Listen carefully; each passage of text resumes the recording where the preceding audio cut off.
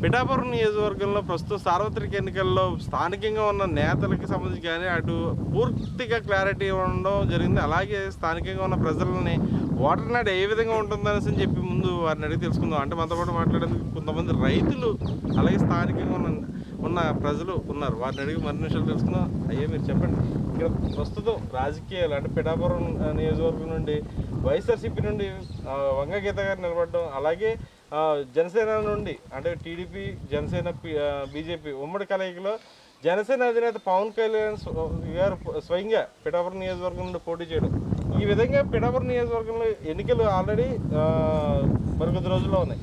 ఎలా ఉండబోతుంది నాడు, ఎలా ఉండబోతుంది, రైతులు ఏ విధంగా ఉన్నారు అంటే మీ స్థానికంగా మీరు ఉన్నారు కాబట్టి ఎలా ఉండబోతుంది? పవన్ కళ్యాణ్ గారు పక్కాగా గెలుస్తారండి. మార్పు అన్నది కోరుకుంటారని ఫుల్ కానీ పవన్ కళ్యాణ్ గారు గెలుస్తారండి పక్కగా.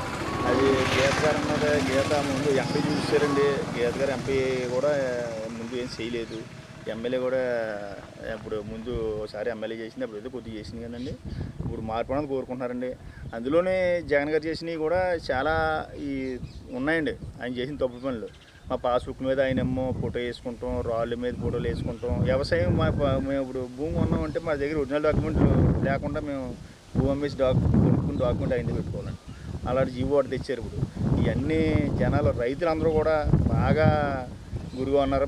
పార్టీని మార్చినాక అందులో మారుతున్నది సహజం. ఇంకా అంటే ప్రధానంగా రైతులకి సంబంధించి పూర్తి స్థాయిలో ఆయన హామీలు కూడా నవరత్నాల భాగంగా హామీలు కూడా నెరవేర్చడం జరిగింది. రైతులే వ్యతిరేకంగా ఉన్నారంటే ఏ విధంగా చూడాలి? అంటే పిఠాపురం నియోజకవర్గం ఎలా ఉన్నారంటే ఎలా అనిపించు? పిఠాపురం నియోజకవర్గం కదండి, మొత్తం రాష్ట్రం అంతా అలా చూస్తుందండి. రైతులకి ఏం చేసాడండి? రైతులకి చేసింది ఏముందండి? రైతులకి చేసింది ఏమి లేదు. ఇప్పుడు పనికిమాలి రాళ్ళు ఏమో 4,000 5,000 రాయి ఇచ్చేసారు. ఎందుకు వేసారు తెలదు. ఆ 2 ఎకరాల భూమి ఉంటేనేమో ఎకరం 70 సెంట్లకి పాస్బుక్లు వచ్చాయి.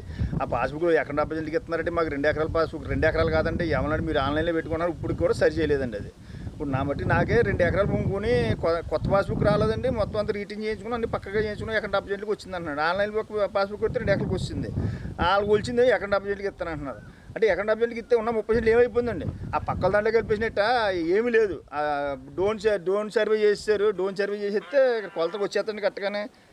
ఫీల్డ్ మీదకి వచ్చి సర్వే చేయాలి. ఫీల్డ్ మీదకి వచ్చి సర్వే చేస్తే కరెక్ట్గా కొలతకు వస్తుంది. అది లేదు. మొత్తం అన్ని తప్పులండి. ఒక్కడు కూడా చేయలేదు. అతను చేసింది ఏమి లేదు.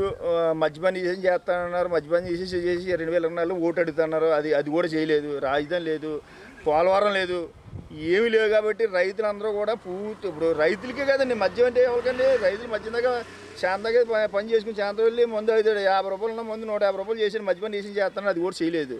అందుకని ఇంకా ఎవరు రైతులందరూ ఇంకా చూస్తున్నారండి. ఇంకా 4 రోజులు 6 రోజులు ఉంది. ఇక్కడ ఇది పూర్తిగా పిఠాపురం నియోజకవర్గం అనేది పూర్తి స్థాయిలో రైతులతో ఎక్కువగా కలకలాడుతూ ఉన్న ప్రదేశంగా పేర్కొంది. అవునండి. అలాంటిది రైతులే ఈరోజు ప్రజలకు ఇష్టం అనేది ఏ విధంగా చూడాలి? అంటే రైతులకి సరైన నీరు అందట్లేదా?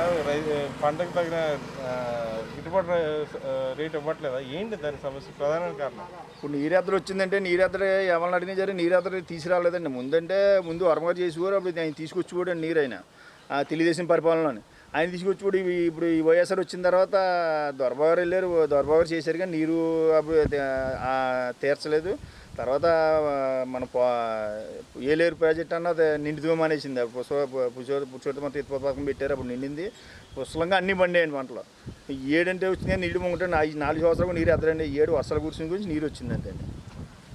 మనతో పాటు మాట్లాడేందుకు మరికొంతమంది రైతులు ఉన్నారు. వారిని అడిగి అంటే స్థానికంగా ఉన్న ప్రజలు ఉన్నారు. వారిని అడిగి మరి విషయాలు తెలుసుకున్నారు. అయ్యే చెప్పండి, ప్రధానంగా అంటే మీరు ఇక్కడ స్థానికంగా మీకు అనుభవం ఉంది, మీరు ఇన్ని రాజకీయాలు చూశారు. ప్రధానంగా ఇక్కడ పిఠాపురం నియోజకవర్గంలో వర్మ గారిని చూశారు, అటు వైఎస్ఆర్సీపీకి చెందినటువంటి పెండం దొరబాబుని చూశారు. కానీ ఇప్పుడున్న పరిస్థితులు ఏ విధంగా ఉండబోతున్నాయి? పవన్ కళ్యాణ్ పిఠాపురం సీట్ అయితే పవన్ కళ్యాణ్.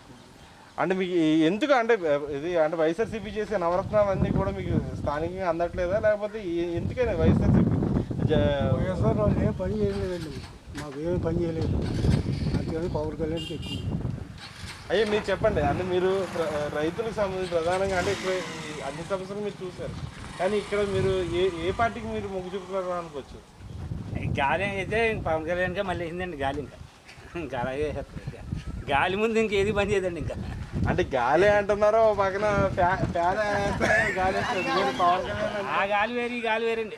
ఆ ఫ్యాన్ గాలి వేరు ఈ గాలి మళ్ళీ పవన్ కళ్యాణ్ అంటున్నారు అందరూ. అందరూ అన్నారు, నువ్వేమంటావు? ఇంకా అందరూ ఎలా అంటే ఇంకా అలాగే వేయలేను. ఇంక మనం ఒకడు ఉండి ఏం చేస్తామండి. ఇంకా అలా కాదండి, మీకంటూ ఒక సొంత నిర్ణయం ఉంటుంది కదా. మీకు సొంత నిర్ణయం ఏం లేదండి. మాకైతే జగన్ నాకు పొరపాటు ఏమీ అనిపించలేదు. జగన్ మనకేం పొరపాటు ఏమీ అనిపించలేదు.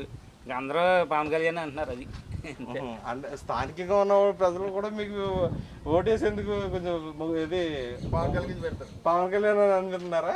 పవన్ కళ్యాణ్ అంటున్నారండి అందరూ. ఇంకా చెప్పండి, అంటే అది ప్రస్తుతం ఉన్న పిఠాపురం నియోజకవర్గంలో ప్రజలు ఏ విధంగా అంటే ఏ పార్టీకి ముందు చూపుతారో పవన్ కళ్యాణ్ ఎక్కువ మొక్కు ఉందండి. అందరూ వన్ సైడ్గా పవన్ కళ్యాణ్ చెప్తారండి. జగన్ గారు రైతులకి ఏమీ చేయలేదండి. పంట నష్టానికి ఏమి ఇవ్వలేదు, ఇన్సూరెన్స్ ఇవ్వలేదండి, ఏమీ చేయలేదు. అదేంటండి ఈ నవరత్నాలు అన్నీ కూడా ప్రజలకు అందాయని ఇవ్వలేదండి, ఏమి ఇవ్వలేదండి. రైతు భరోసా అన్నాడు, రైతు భరోసా ఎక్కువ ఇస్తానని తక్కువ ఇచ్చాడండి.